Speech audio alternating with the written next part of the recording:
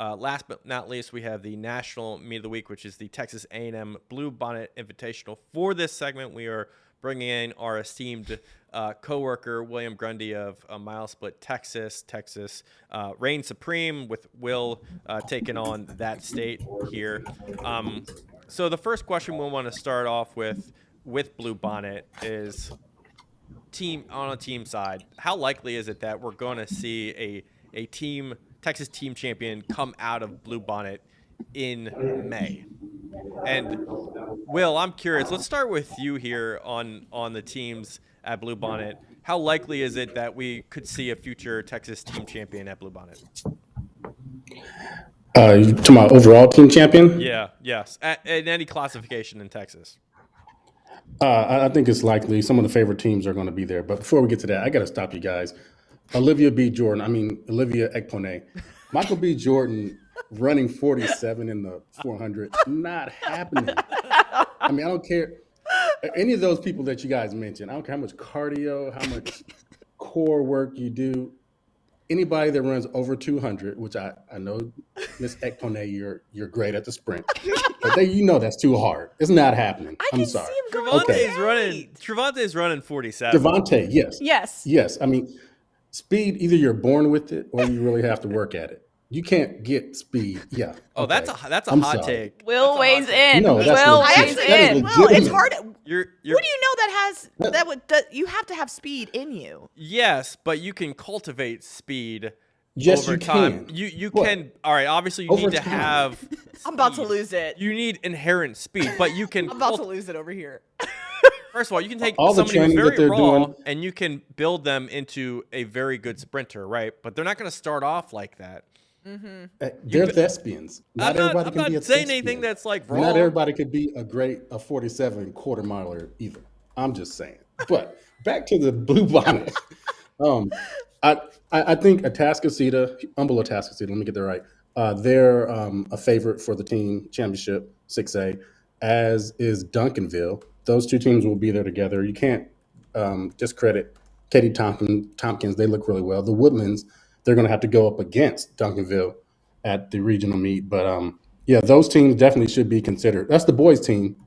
On the girls' side, you got to consider Duncanville. They won last year.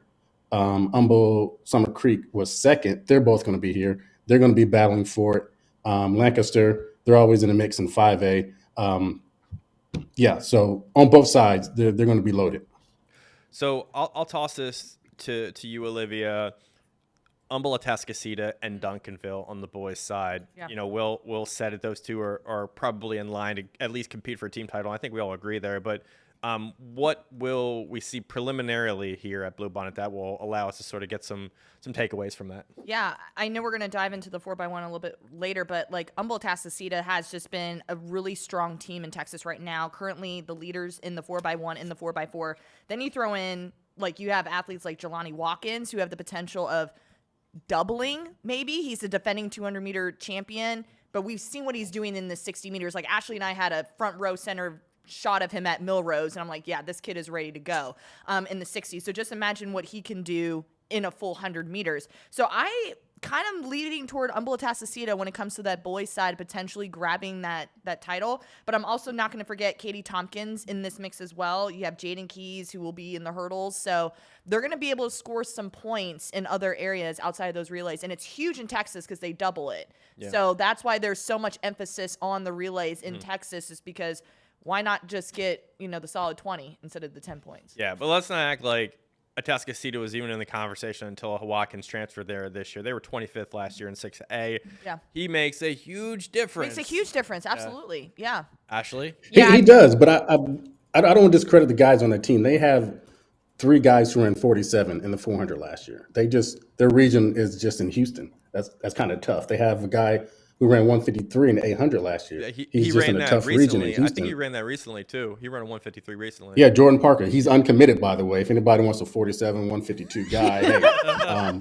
I'm just saying the kid can run. Yeah. But, I mean, they've had this last year. They ran 40-point last year, 124 and 311 in the 4x4 last year. So Jelani Watkins is going to boost what they already have. They have great hurlers. They have a first-year coach. first year at Atascocita, should I say. So interesting situation there. Okay, so question then to a follow up from that. I think the Texas State team title was 58 points last year in 6A. With all that being said by Will, does Atascocita run away with it with 70? I mean, think about it, right? Like what we just outlined there. Like they're already. I mean, obviously it's super early. It's only February. They're already the leaders in the 4x1. I believe the 4x4. You add Watkins into that mix, who could win 1 and 2, maybe. You know what I mean? Like, and then you have guys that can run 152 and the 800, and you have obviously a really good 400 crew as well. Like, shoot, like that's what you need right there. And like at that point, you add up the points, and especially that doubles in the relays, like you run away with it. So I do like Atascocita here, but I will say too, Duncanville's pretty deep. We've seen they were runner-ups last year, already really having a strong debut this year. So I agree, it could be interesting. Yeah, if Duncanville's listening right now, they're just like,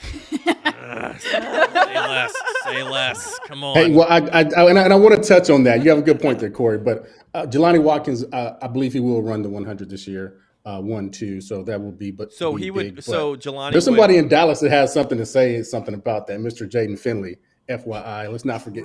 So yeah, he's going to have a little bit to say about that 100. Right. But Jelani is a beast, and Duncanville they're deep. They're deep. They just won their second 6A football title. Several of those dudes are on that 4x1. And it's not just their 4x1. They're 4x2. Ran 124 already. 317 or 316 in the 4x4. So they have depth, and they want to top that podium as well. They've been so close. The girls got it last year, so the boys definitely want a piece of that as well. So a lot of motivation between two sides. They're in different regions, so a lot of, I guess, barriers to cross before you get there. Yeah. Or did you say Jelani is likely going to run 4 events then, potentially in that state qualifying? So the relays and then 1 the 2. Would he run 4 up to the state championship? If he qualifies? Yeah. Okay. If everything qualifies, I mean, and then you got to think about it. He's going to LSU for football. Duncanville's top sprinter, Jaden. I think he's their top. Yeah, Caden Durham. He's going to LSU as well, so there are going to be some bragging rights they want before they get to Baton Rouge, for exactly. sure. Well, they probably will be running anchor against one another. Well, that was the argument I also wanted to make here too, because while Atascocita is currently 1 in both the 4x1, right, and the 4x4, I believe. Duncanville's 5 in the 4x4 and number 3 in the 4x1, so they're not like out of the equation right now. And we know what can happen in races. Like anything can happen when you put fast teams against one another. They could very easily win 40 themselves. Caden Durham could win 10 in the 100. Like they could score 50 off of one person, more or less, just like Atascocita can. So much could change in a heartbeat, given the performances. So I really do think this is the story in Texas for me. And I love the fact that it's Dallas versus Houston. Will, can you comment on that a little bit? Like Dallas versus Houston, has it ever been this great? Oh, yeah. I mean, throughout history, I mean, if you want to go, you can go since they started running with the baton or they started track on cinders.